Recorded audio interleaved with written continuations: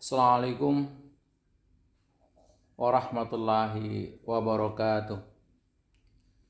Innal hamdalillah wassalatu wassalamu ala Rasulillah wa ala alihi wa sahbihi wa mawala. Amma ba'du. Sahabat yang dirahmati oleh Allah Ta'ala, bertemu lagi dengan saya Rahmat Abu Bakar, dan kesempatan kali ini kita akan mencoba membedah satu buku yang berjudul Matematika Waktu, Rahasia Meningkatkan Kualitas Diri dan Kualitas Amal. Saya akan mengawali dari sebuah konsep bahwa waktu adalah modal utama kehidupan manusia. Ada pepatah Arab yang mengatakan al-waqtu huwal hayah. Waktu kalau diartikan bebas adalah kehidupan, atau waktu adalah modal kehidupan utama manusia. Yang sering kita lupakan ada beberapa keistimewaan terhadap waktu yang Allah berikan kepada kita. Yang pertama adalah bahwa waktu merupakan karunia Allah kepada seluruh manusia, yang tidak ada satupun di dunia ini berupa universitas ataupun lab ataupun manusia hebat yang bisa menciptakan waktu. Waktu murni karya Allah yang dipersembahkan untuk manusia. Coba sekarang kita merenung sejenak. Kalau kita memiliki sesuatu yang sangat istimewa, pastinya kita akan menjaga karena susah mendapatkannya. Sedangkan hari ini Allah menganugerahkan kepada kita waktu yang murni. Waktu ini hanya Allah yang bisa menciptakan. Sayangnya di antara kita begitu mudahnya mengabaikan pemberian yang begitu luar biasa. Saya akan membuat analog. Seandainya ada di depan kita seseorang mengumpulkan uangnya ditumpuk tinggi lalu dibakar, terus mendatangkan uang lagi ditumpuk dibakar. Apa kan dikatakan kepada orang yang sedang membakar-bakar uang tadi? Mungkin akan mengatakan orang itu gila, mungkin akan mengatakan orang itu bodoh, susah-susah nyari uang kok dibakar. Sesungguhnya orang yang membakar uang tidak lebih bodoh daripada orang yang membakar waktu, yang membuang-buang waktu. Mengapa? Orang yang membakar-bakar uang tadi, ketika uangnya sudah habis dibakar, dia mungkin dengan mudah bisa mencari uang lagi. Tapi bagaimana dengan kita yang membakar-bakar waktu kita, yang membuang-buang waktu kita, tidak berarti dalam kehidupan kita, tidak menambah kebaikan dalam kehidupan kita, tidak menambah pahala yang baik buat kita. Bayangkan saja, berapa jam harus kita habiskan untuk sia-sia, perbuatan tidak mendatangkan sesuatu, padahal waktu adalah sesuatu yang bernilai yang diberikan oleh Allah kepada kita dan merupakan modal utama kehidupan. Ini keutamaan yang pertama. Keistimewaan yang kedua, ketika Allah Subhanahu wa Ta'ala membagikan kepada manusia berupa harta, tidak sama. Ada yang kaya sekali, ada juga yang miskin sekali. Demikian pula ketika Allah Subhanahu wa Ta'ala membagikan wajah, warna kulit, seluruh dunia tidak ada yang sama. Ada yang cantik sekali, ada yang biasa-biasa, ada yang di bawah standar. Dan ketika Allah membagikan jabatan juga sama, ada yang raja, ada yang hamba sahaya.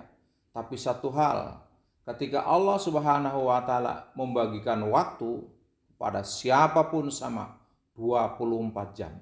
Mereka yang punya prestasi, ribuan prestasi, sehari semalam 24 jam. Mereka yang ratusan prestasi, 24 jam. Dan mereka yang barangkali mengurus dirinya sendiri saja tidak mampu, tetap aja 24 jam. Nah, ini yang menjadi keistimewaan waktu. Dan keistimewaan yang lain adalah kondisi manusia tidak mempengaruhi waktu. Dia mau sedih, mau gembira, mau marah, kondisi apapun, tetap aja waktu berjalan sesuai dengan kehendak Allah sehari semalam 24 jam. Demikian pula lokasi. Keistimewaan berikutnya, lokasi dimanapun sama. Kita mau tinggal di benua mana, di Amerika, di benua Asia, Di Indonesia sama, sehari semalam 24 jam, yang membedakan jamnya saja. Misalkan antara sini dengan Inggris berbeda, antara Indonesia dengan Saudi mungkin beda 5 jam, tetapi pada umumnya kita memiliki waktu yang sama, lokasi boleh berbeda tapi waktu tetap 24 jam. Kondisi manusia dalam kondisi apapun, waktu tidak berubah, tetap 24 jam. Artinya apa? Manusia diberi sumber modal waktu yang sama. Lalu apa yang membedakan? Yang membedakan adalah bagaimana kita menggunakan waktu. Ini yang membedakan antara orang-orang yang kemudian menjadi orang sukses dengan orang-orang biasa dan orang-orang yang gagal adalah bedanya dalam menggunakan waktu.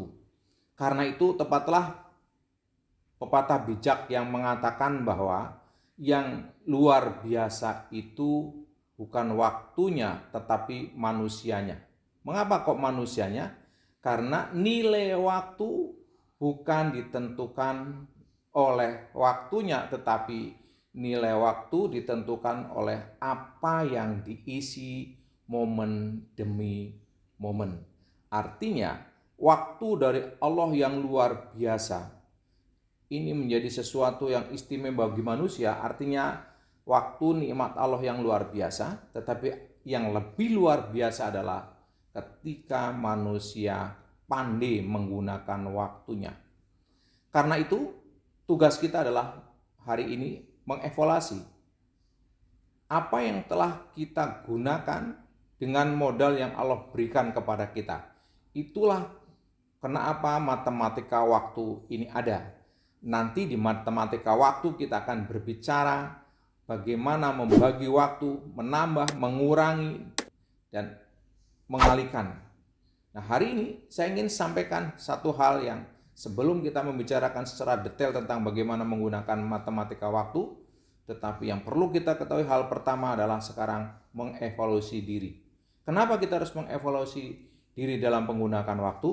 Karena tanpa kita sadari, nasib kita hari ini adalah akibat pilihan-pilihan waktu yang kita gunakan di masa yang lalu. Misalkan saja hari ini ada orang yang hafal Quran. Perhatikan, nasib dia hafal Quran hari ini karena pilihan waktu sebelumnya dia, waktu ke waktu dia gunakan untuk menghafal Quran. Kalau ada orang yang hari ini merasa tidak bisa bahagia, menderita, bisa jadi pilihan waktu yang sebelumnya digunakan untuk berkeluh kesah, untuk menyesali diri dan sebagainya. Sebaliknya, orang-orang yang hari ini berbahagia karena pilihan-pilihan waktu yang sebelumnya. Dan kalau nasib kita hari ini adalah pilihan-pilihan yang waktu yang lalu yang kita putuskan, kita gunakan untuk apa? Maka kabar baiknya adalah untuk mengubah nasib kita yang akan datang. Maka tugas kita adalah menentukan pilihan-pilihan waktu yang akan kita gunakan. Nah, dalam hal menggunakan waktu, kita bebas memilih. Kita boleh memilih untuk membaca Quran, kita juga boleh memilih untuk tidur-tiduran.